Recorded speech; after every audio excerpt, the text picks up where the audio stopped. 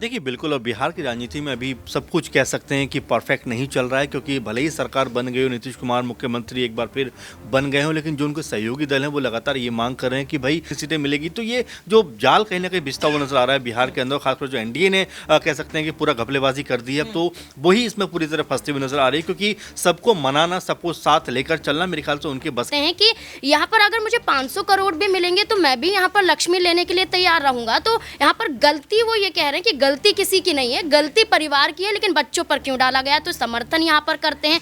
दूसरी तरफ ये कहते हुए नजर आते हैं कि अगर आपको जेडीयू से अगर टिकट नहीं मिला तो क्या आप आरजेडी की तरफ जाने की कोशिश कर सकते हैं। तो वो यहाँ पर ये कहते हुए नजर आते हैं कि जो भागलपुर सीट है वो तो उनकी जेब में है, टिकट कैसे नहीं देंगे। तो ये इनके बयान इस आधार पर देखे जा रहे हैं कि वो सीधे सीधे तौर पर अपनी ही पार्टी को चुनौतियां दे रहे हैं। देखिए वो मांग कर नहीं सकते, वो मांग कर ही रहे हैं। यहाँ पर जिस तरीके की उनकी बात थी, यहाँ पर ये कहते हुए नजर आए थे कि अब मुझे मंत्री नहीं बनना है, मुझे सीधा एमपी बनना है। वो ये कहते हैं कि सांसद के रूप में देखा मुझे देखना, वो खुद को देखना चाहते हैं। वो चाहते हैं कि यहाँ पर अब सिर्फ मंत्री रहकर कोई खेल नहीं करना चाहते हैं, वो संसद में जाना चाहते हैं, अपनी आवाज़ उठाना चाहते हैं। तो वो खुद जेडीयू को ये चुनौतियाँ दे रहे हैं कि अभी भी मौका है, आप मुझे मंत्री बना दीजिए, आपके पास मौका है। क्योंकि रहा है बिल्कुल यहाँ पर जो है फ्लोर टेस्ट में अब उनको 10 फरवरी को यहाँ पर दिखाना है कि किस तरीके से चीज़ें हैं, और सारी चीज़ें यहाँ पर उनको साबित करनी है, वरना उनकी सरकार जो है यहाँ पर गिर सकती है। और लगातार खतरा जो है उनके ऊपर मंडराता हुआ यहाँ पर नजर।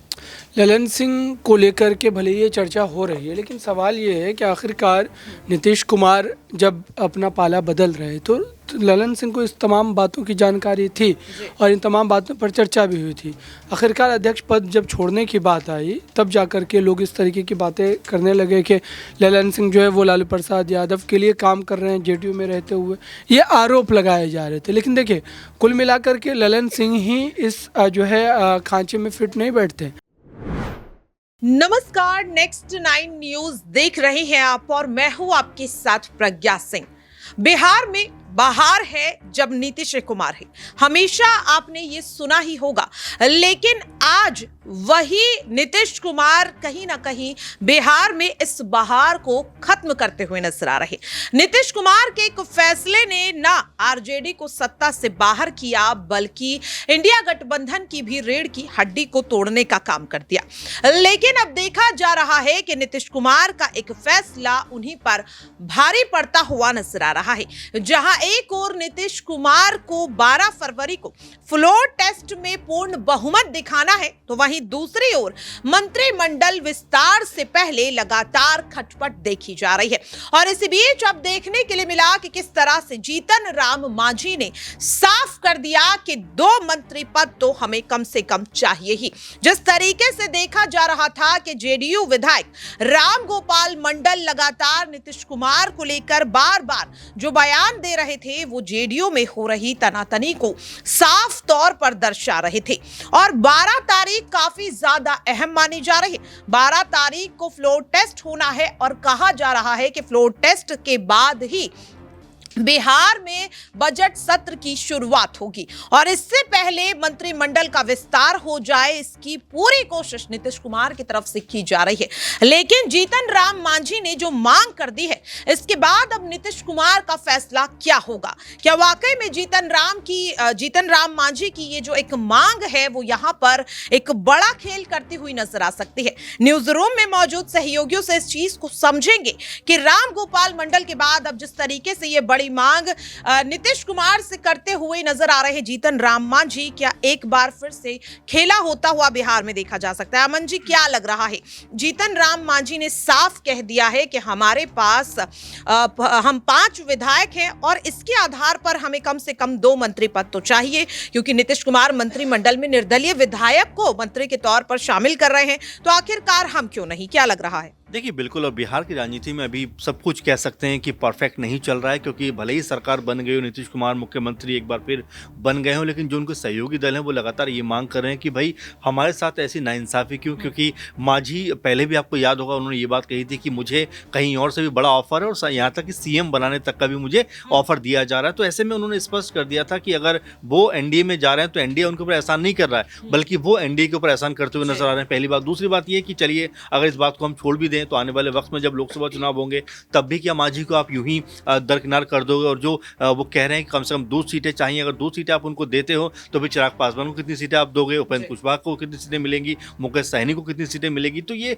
जो जाल कहीं ना कहीं बिछता हुआ नजर आ रहा है बिहार के अंदर, खासकर जो एनडीए ने कह सकते हैं कि पूरा घपलेबाजी कर दी है, तो वही इसमें पूरी तरह फंसती हुई नजर आ रही है, क्योंकि सबको मनाना, सबको साथ लेकर चलना मेरे ख्याल से उनके बस की बात भी नहीं है। अच्छा, मैं यहाँ पर आपको रोकना चाहूंगी। देखिए, अगर बात करें इस नए गठबंधन की, तो भले ही नीतीश कुमार मुख्यमंत्री हो, लेकिन आप भी जानते हैं कि विधायकों के लिहाज से जो पलड़ा है वो बीजेपी का भारी है, लेकिन मांग नीतीश कुमार से करते की जा रही है। तो ऐसे में नीतीश कुमार आखिरकार किस तरह से बीजेपी को मना पाएंगे इन तमाम मांगों के लिए? देखिए प्रज्ञा जी, सबसे बड़ी ज़रूरत का कहते हैं हम लोग चीज़ें होती है कि ज़रूरत अगर आपको है तो आप छोटे दल को भी एक्सेप्ट करते हो। बीजेपी का यही हाल कमोबेश दिखाई दे रहा है। आप देखें महाराष्ट्र में उन्होंने एकनाथ शिंदे को सीएम बना दिया, अपने जो सीएम थे उनको उप मुख्यमंत्री बना दिया, तो बीजेपी का ये रहा है। और ऐसे में ये कहना कि नीतीश कुमार क्योंकि प्रभावी पहले से ही रहे हैं, और देखिए बीजेपी की तरफ से जो सम्राट चौधरी हैं, आपको अगर याद हो तो उन्होंने ये बात कही थी कि इस बार जो मुख्यमंत्री है वो बीजेपी के खेमे से बनेगा, लेकिन जब बातचीत होती है तो मुख्यमंत्री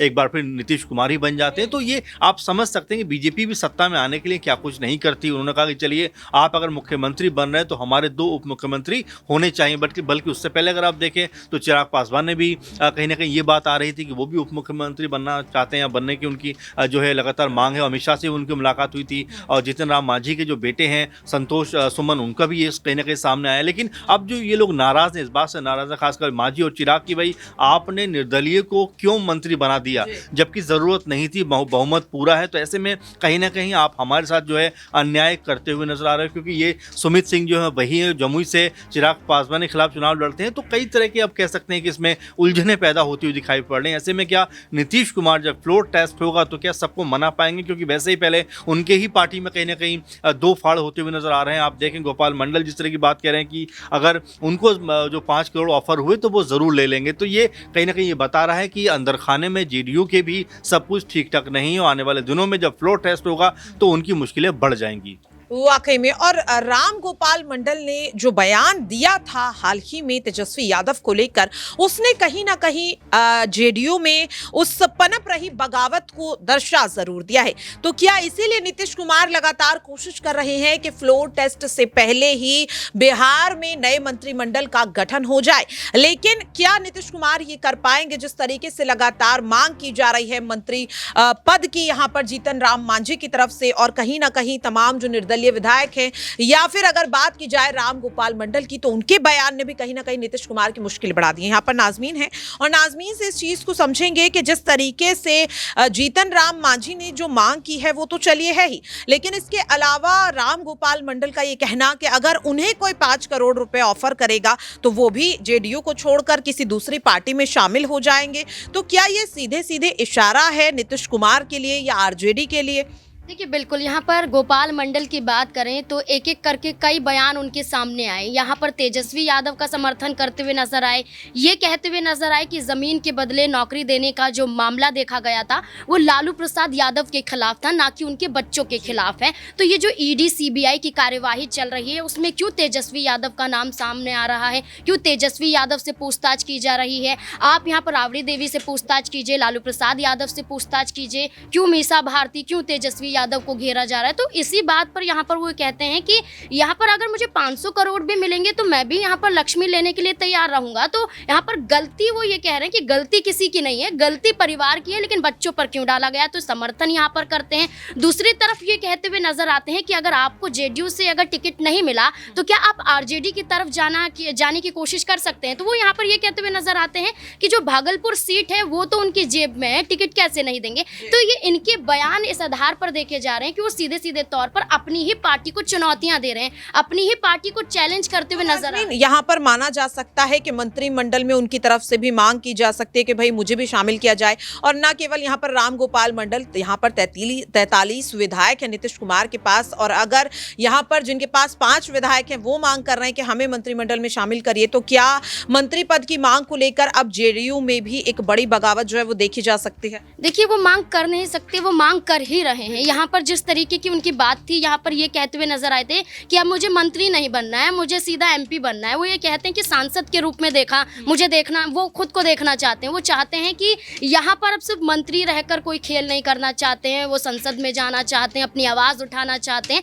तो वो खुद जेडीयू को ये चुनौतियाँ दे रहे हैं कि अभी भी मौका है, आप मुझे मंत्री बना दीजिए, आपके पास मौका है। क्योंकि अभी आप देखिए कि 8 मंत्री यहाँ पर चुने गए, जिसमें 2 मुख्यमंत्री हैं, खुद नीतीश कुमार मुख्यमंत्री हैं। तो ऐसे में और भी यहाँ पर हो सकता है कि नीतीश कुमार अपनी पार्टी को बढ़ाने के लिए, अभी 128 विधायकों की बात की गई थी, उसमें से कुछ और लोगों को भी मंत्री बनाते हुए नजर आए। जैसे जीतन राम मांझी अपने एक और विधायक को लेकर ये कहते हुए नजर आ रहे हैं कि उन्हें भी यहाँ पर बात करें, अनिल नाम है उनका, तो वो कह रहे हैं कि इन्हें भी यहाँ पर मंत्री बनाए। तो इसी बात पर अब तमाम और विधायक भी अड़ते हुए नजर आएंगे कि उन्हें क्यों नहीं मंत्री बनाया जा रहा है। तो ये खेल अभी शुरू हुआ है और आगे बढ़ता जाएगा। वाकई में, और इसीलिए 12 फरवरी काफी ज्यादा अहम मानी जा रही है। और फ्लोर टेस्ट में इन तमाम मुश्किलों का सामना करते हुए क्या नीतीश कुमार पूर्ण बहुमत जो है वो साबित कर पाएंगे? यहाँ पर मेरे साथ दौलत है और दौलत से इस चीज को समझेंगे कि जिस तरीके से तमाम मुश्किलें इस वक्त बिहार में नीतीश कुमार के सामने आ रही हैं, क्या लग रहा है दौलत के नीतीश कुमार जो है वो पूर्ण बहुमत साबित भी कर पाएंगे फ्लोर टेस्ट में, या फिर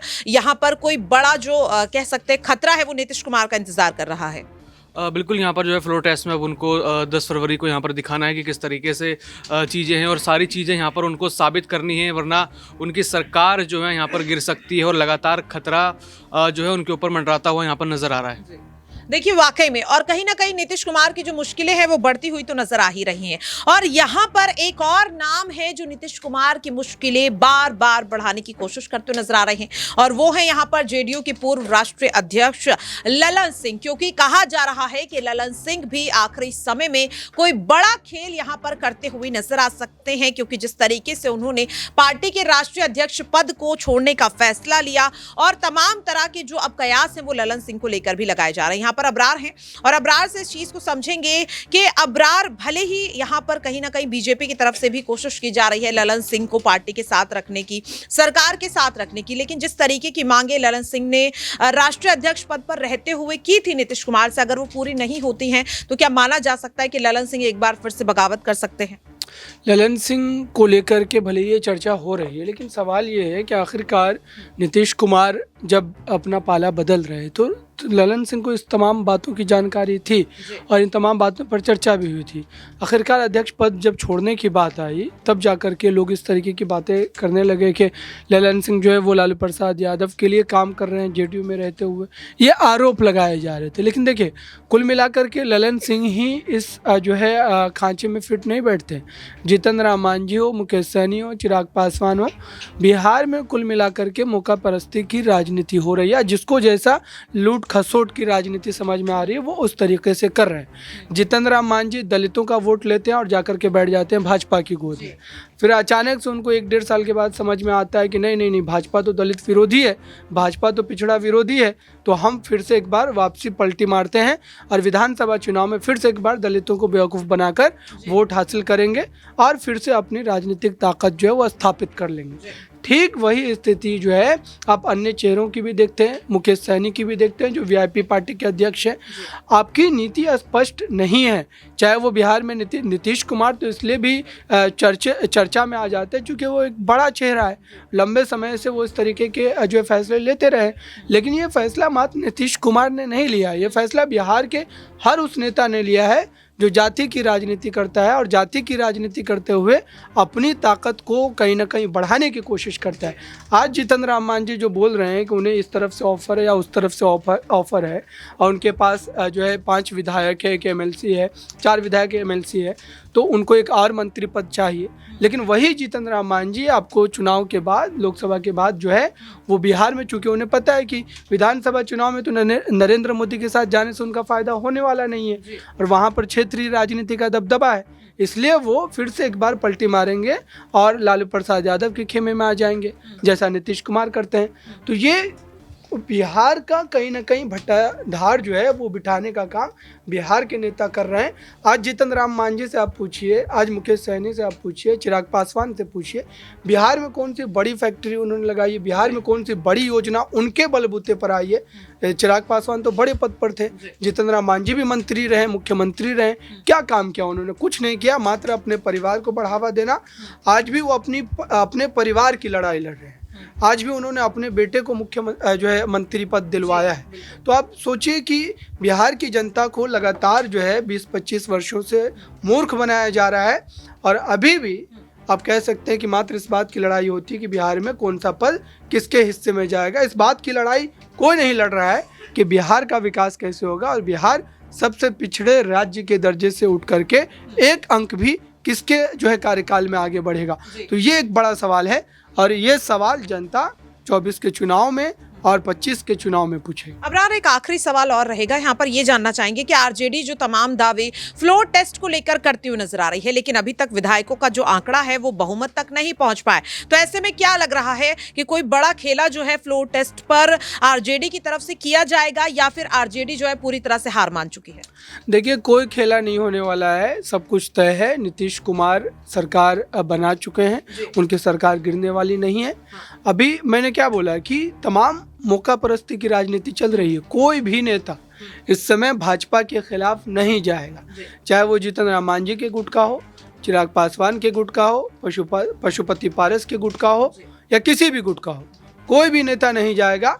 और ये सब के सब लिख करके ले लीजिए, विधानसभा चुनाव में जो है आरजेडी के साथ चले जाएंगे, कांग्रेस के साथ चले जाएंगे। वाकई में देखिए, और कहीं ना कहीं ये सब चीजें हर कोई जानता है, क्योंकि बिहार में ये पहली बार नहीं हो रहा जब नीतीश कुमार एनडीए में शामिल हुए हों या आरजेडी को धोखा दिया हो। इस तरीके की चीजें पहले भी हुई हैं, और अब जनता भी कहीं ना कहीं इन चीजों को समझ ही चुकी है। लेकिन देखना फिर भी यहाँ पर अहम रहेगा कि 12 फरवरी को आखिरकार क्या कुछ होता हुआ नजर आएगा, क्योंकि मंत्रिमंडल विस्तार को लेकर भी लगातार कई तरह के दावे किए जा रहे हैं, वहीं फ्लोर टेस्ट को लेकर भी लगातार दावे किए जा रहे हैं। और ऐसे में जीतन राम मांझी की ये बड़ी मांग क्या वाकई में बिहार में एक बार फिर से बड़ा तख्ता पलट जो है वो करती हुई नजर आएगी या नहीं, ये देखना काफी ज्यादा अहम रहेगा। लेकिन फिलहाल के लिए मेरे खास प्रोग्राम सियासी पंचनामा में इतना ही।